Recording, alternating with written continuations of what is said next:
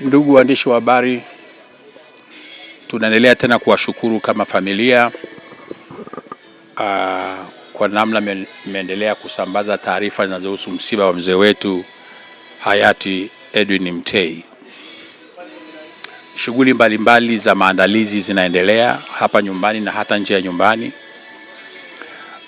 Naweza kuthibitisha sasa kwamba mazishi sasa kweli yatafanyika siku ya Jumamosi.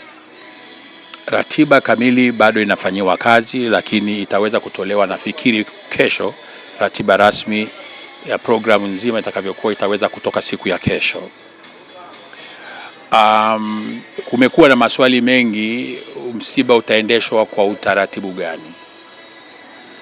Utaratibu utakaoendesha msiba huu ni msiba shirikishi. Kwanza, huyu ni senior citizen. Na ukishamsema ni senior citizen, ni mtu ambaye amehudumu katika nchi kabla ya uhuru, wakati wa uhuru, ndani ya serikali, nje ya serikali, ndani ya taasisi za kimataifa, ndani ya vyama vya siasa. Ni muasisi wa Chadema, ameikuza, ameweka misingi ya Chadema.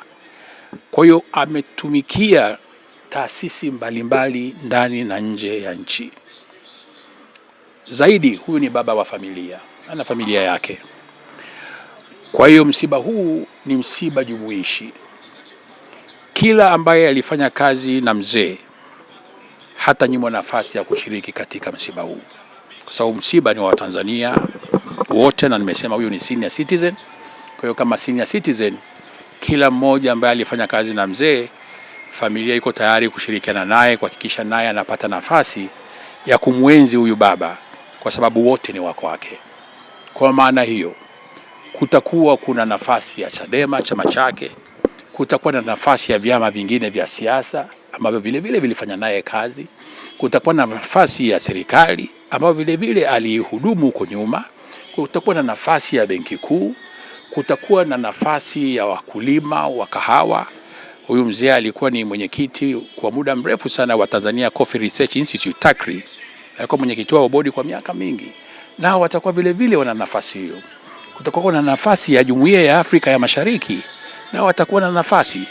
Kwa hiyo huu msiba sio wa mtu mmoja, ni msiba jumuishi, shirikishi wa watu wengi, walio wanasiasa na wasio wanasiasa, bila kujali mtu ametoka chama gani, walioko serikalini na wasioko serikalini, vyama vya ushirika, vyama vya wafanyakazi, taasisi mbalimbali kama ambavyo nimezungumza, ambazo huyu baba alihudumu.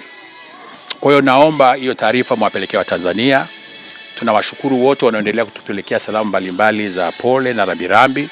Tunawashukuru vile vile wale wengine wengi wanaokuja kushiriki na sisi katika maandalizi haya, mkiwemo ninyi ambao kwa kweli mmekuwa na sisi bega kwa bega. Mtusamee kama kuna maeneo ambayo tumewachelewesha, ni kwa sababu tu ya wingi wa shughuli. Kwa hiyo niwashukuru sana, asanteni kwa kuwepo kwenu. Tunawakaribisha na ninyi muendelee sio tu kuhabarisha umma, lakini vile vile muendelee kulia na sisi. Tumeshauriana na chama na unaweza na viongozi wa chama wengine bado wako kwenye vikao.